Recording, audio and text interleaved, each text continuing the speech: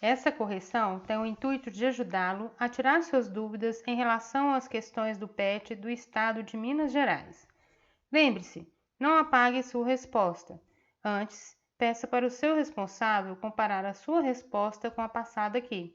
Muito provavelmente você pode ter respondido corretamente com palavras diferentes. Por exemplo, um aluno escreve a seguinte frase: a casa da vizinha é pequena, mas nem por isso é apertada. Já outro aluno escreve: a minha vizinha tem uma casinha na qual aproveita muito o espaço. As duas frases são diferentes entre si, porém têm o mesmo significado. Então vamos começar a correção? Boa sorte! PET, volume 2, Ensino Fundamental, 7º ano, Ciências. Semana 1. Atividades. Questão 1.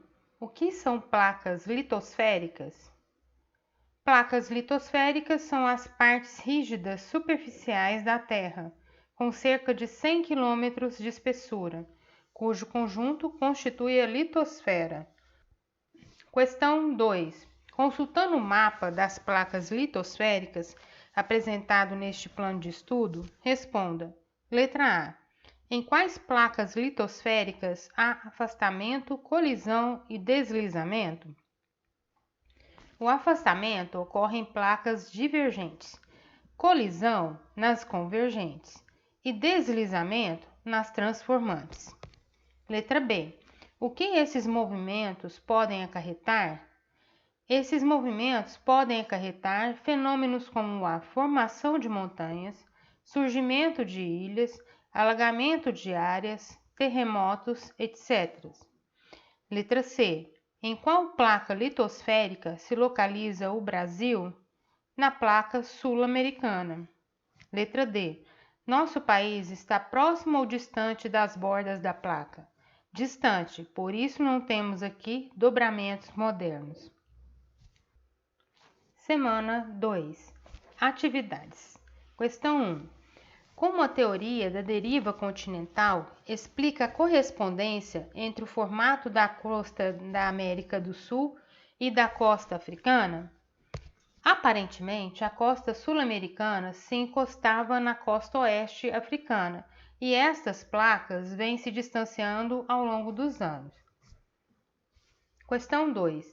Já em 1620, o inglês Sir Francis Bacon registrava a similaridade entre o contorno litorâneo da África Ocidental e do leste da América do Sul. Mas apenas em 1912, Alfred Wegener formulou a hipótese da deriva continental. Ele postulou a unidade ancestral das massas continentais, Pangeia, que depois teriam se fragmentado e se afastado uma das outras. Wegener teve uma intuição genial, pois não dispunha de meios científicos para avaliação da sua hipótese. Essa circunstância transformou-o por muito tempo num incompreendido.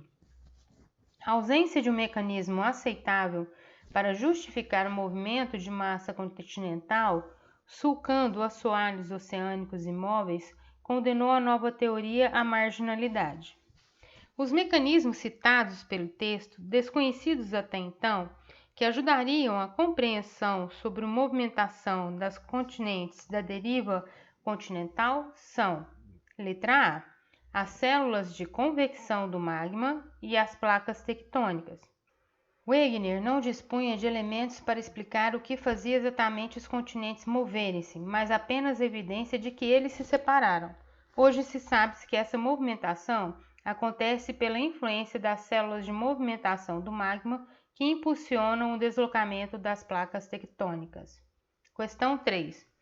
Qual a importância dos fósseis para o desenvolvimento da teoria da deriva continental?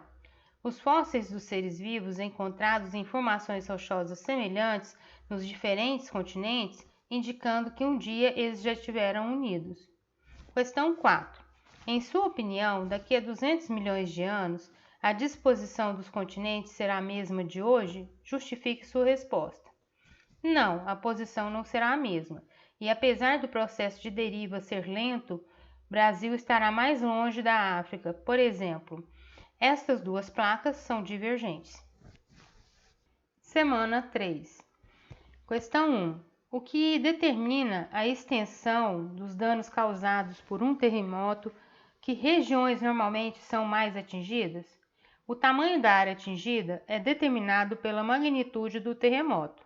A maioria dos sismos não é percebida pelas pessoas, mas pode ser detectada por instrumentos como os sismógrafos.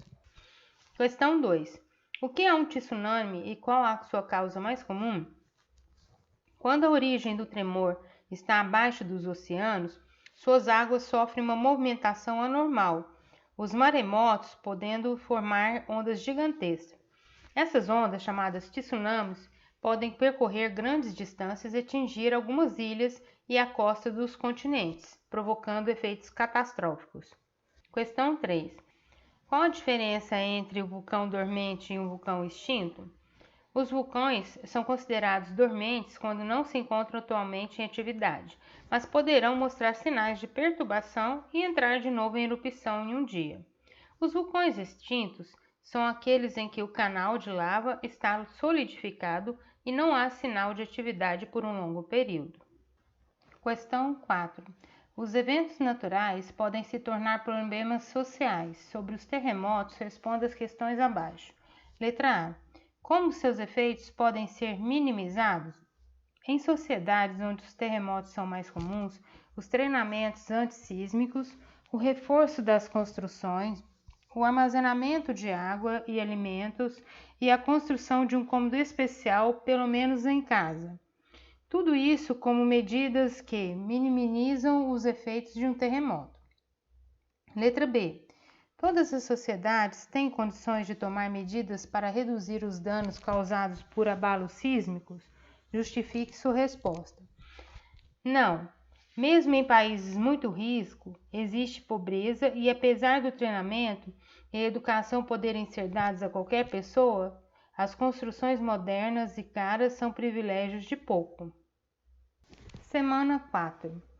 Questão 1. Leia o texto e observe as imagens. O que os elementos da paisagem nos mostram? Ruínas de uma cidade coberta por cinzas de vulcão e corpos petrificados, além de objetos recuperados. Número 2. Qual é a importância dos estudos arqueológicos em Pompeia e Herculano? Conhecer um pouco da história da humanidade e o que aconteceu para podermos prevenir novas catástrofes, até mesmo ao pé do Vesúvio, como na cidade de Nápoles. Questão 3. Explique como se origina o fenômeno natural responsável pela catástrofe em Pompeia e Herculano. Atualmente ele representa algum risco para os moradores da cidade de Nápoles?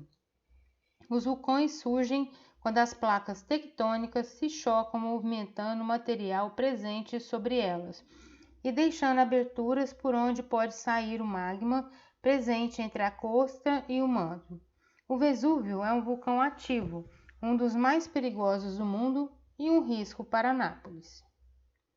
Com isso, nós encerramos a correção do PET 2, Ensino Fundamental, 7º ano, Ciências.